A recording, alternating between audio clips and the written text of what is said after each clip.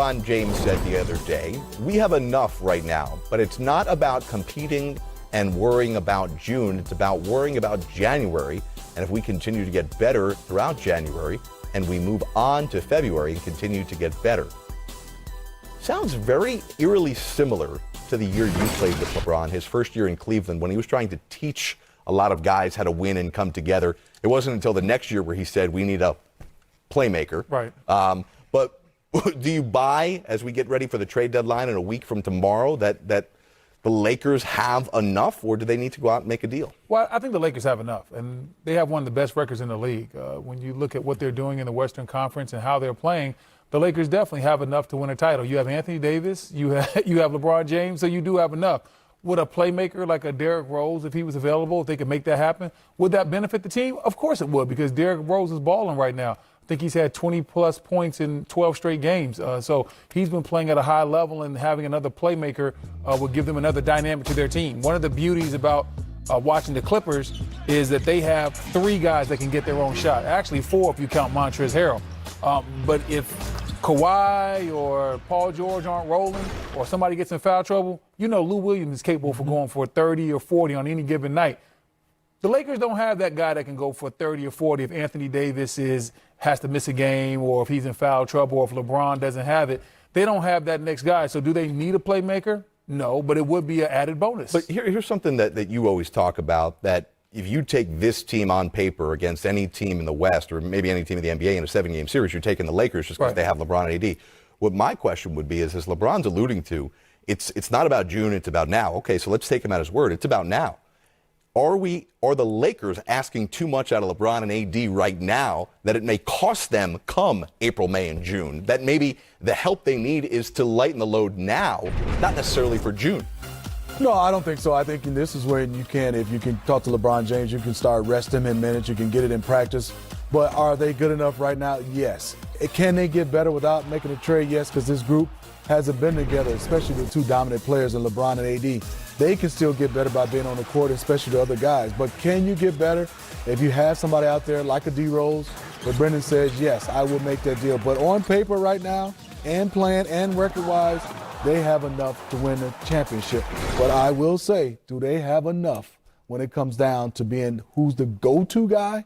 I still say they might be missing that, but they still can win the championship without that. I love this Lakers team against anybody in the Western Conference except for the Clippers. Yep. Right. But do you see Clippers are the only team I worry about. Do you see what I'm saying, though? That, yes, I think your theory works for the playoffs, but is it going to cost too much to get there? No, I see exactly what you're saying, because LeBron and AD, they're going full tilt right now. How much will they have left in the tank in the playoffs? This is LeBron James' 17th year, and he's being forced to play most of the game. So you look on the flip side across the hallway in that building, Kawhi load manages when he needs to, and Paul George has an injury, but they can afford to bring him back slowly because of the team's depth. So it's a little bit of a different atmosphere, and I agree with you, Jared. This could come back to bite the Lakers in the butt, but I think it maybe might slow down LeBron. AD's still pretty young, so I think he can go out there. Yeah, I would just say, yeah, Jared, I understand your theory, but AD should be fine. LeBron James, but it's also, you could add another guy, but LeBron James' mindset is he might still want to play big minutes, because even if you bring in another guy or not, it's going to be up to LeBron James to know his body and what he'll have left in the tank. And he's been around long enough to know. Well, unless we're talking about the buyout market, if you're going to bring in a guy, you got to lose a guy. And the obvious guy, due to salary and due to position fit, that you're going to question is Kyle Kuzma. Is he a guy that would be better served for the Lakers to trade and bring in somebody, or is he better served staying on the team? Well, it depends on who you bring it in. I mean, but I think they can make it work with him right now, because he is not a bad fit for them. I would love to see him coming off the bench, or maybe a different matchup. But who would you bring in that would be better for Kyle Kuzma? It could be somebody that's a better fit, but I'm not mad at it, B-Wood, of having Kuzma going the entire way. No, I wouldn't be mad either. When you look at Kuzma, he's still also very young, and he's been dealt kind of a tough hand. If you look at the fact that he was hurt coming into training camp, he goes now from being one of the top 2 options on the team to being the 3rd option and trying to figure it out. So he's trying to, well, how do I fit in? Because LeBron James is very ball dominant. Anthony Davis needs the ball, and when he comes in, he's trying to figure out, when is it my time to go? When do I have to defer to these guys? And he's a young player also, so I wouldn't give up on Kyle Kuzma unless I got an incredible deal. Well, the name that has been out there since the summer for the Lakers has been Andre Iguodala. He's officially a member of the Memphis Grizzlies. They want to trade him. Don't know if that partner is going to be out there. There's also been rumors that maybe the Lakers could be interested in another guy who's been out there not signed yet, J.R. Smith. My question with these two or anybody who hasn't played all season, how do you know you can just count on one of those guys to come in and fill the need that you're expecting them to fill? I don't think you can. I think it sounds good to say, man, we'll get Andre Iguodala or J.R. Smith, but then when you get them there, you have to evaluate what type of shape are they in, how quickly can they integrate into our system, and how many minutes will they be able to play. Andre Iguodala was struggling playing certain heavy minutes for Golden State after the Kevin Durant injury last year, so I'm not sure he's a guy that would play heavy minutes for you. Even if they added Andre Iguodala to the team, I think they understand Andre Iguodala or J.R. Smith, they would just be a small piece. You wouldn't be asking these guys, hey, play 30 minutes and win a game. No, maybe we need you 7-8 minutes a half. Guard the tough guys sometimes when Bron's out there, so he doesn't have to. Why? Come on, why are they gonna show that clip for J.R. Smith, man? Come on, man, y'all gotta do my man J.R. better than that, man. We are contractually obligated to show that clip anytime we talk about. Why did y'all show that? We trying to get J.R. Smith a job. Y'all gonna show that clip? That's not gonna help. I didn't know it was our job to get JR a job. But that's my guy, man. I'm trying to get I'm hoping he gets another job, another shot. Be careful, might throw some hot soup in your Jared, face. I'm not Damon Jones. I'll throw it right back at you. No soup for you. I would say I agree with Brendan. Both those guys would be small pieces, but I will say, whoo, Lord, I gotta catch my breath. They need a playmaker. Man, you can't get J.R. Smith the job showing that clip, man. Come on, Smitty. If I'm JR agent, I'm calling up here. Yeah, man, you could have showed him. Hey, guess what? That's your guy, JR, right? Yeah, and I love JR, but JR's gonna call you tonight. No, they're gonna call me. I'm not in production. You see, come on, man. Who's doing? JR is not responsible for this. JR is not responsible for this. Way to throw Jared on the bus. Y'all couldn't have showed a clip with JR hitting a step back. Who was y'all? Y'all. Both of y'all two. Y'all in charge. They're right up there. Boy, Brennan is. Man, we trying to get JR signed with the Lakers, and you going to show that clip. You're well spoken, but then you start to what happened? Hey, I just got a little tongue tied, man. All righty. I can't believe y'all set JR up like that. That's what we do here. I guess he doesn't have any friends on this set. I love JR. I got my last name. I love JR. Check out the trade tracker. It's my guy. As we inch closer to the trade deadline at NBA.com for trade news and analysis all the way up and past the deadline. Come on back. We've got much more updates from around the league, and Brendan's going to cool down. Hey, what kind of soup Let's was show it? the highlight again. Show it again. What kind of soup was it? No soup for you. Hot. 3 things I'll say about my game.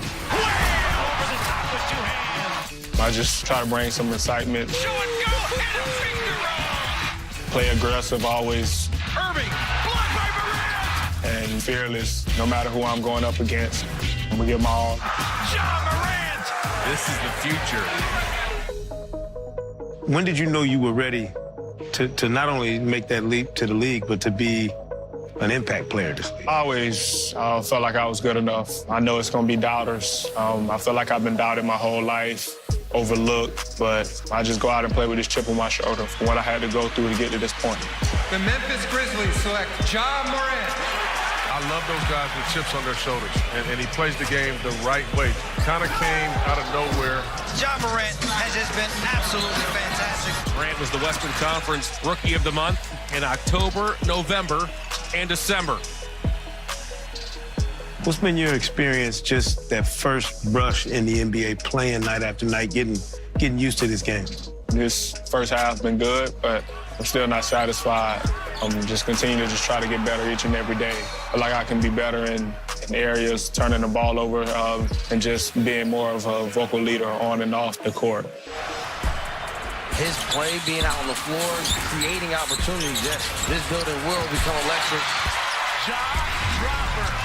He has wowed his teammates with his play, with his leadership. And he is just must-see TV.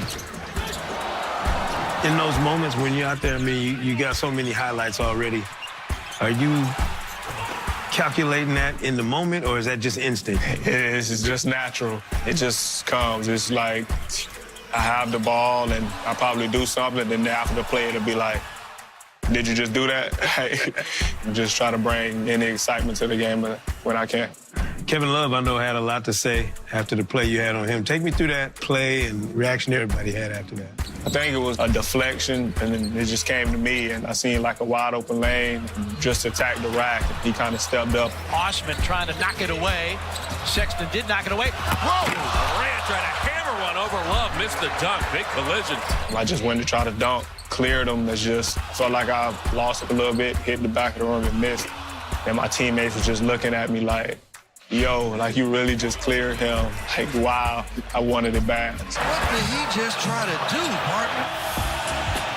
That's what Morant brings, that it factor. Look at his athleticism and what he's able to do on the basketball court.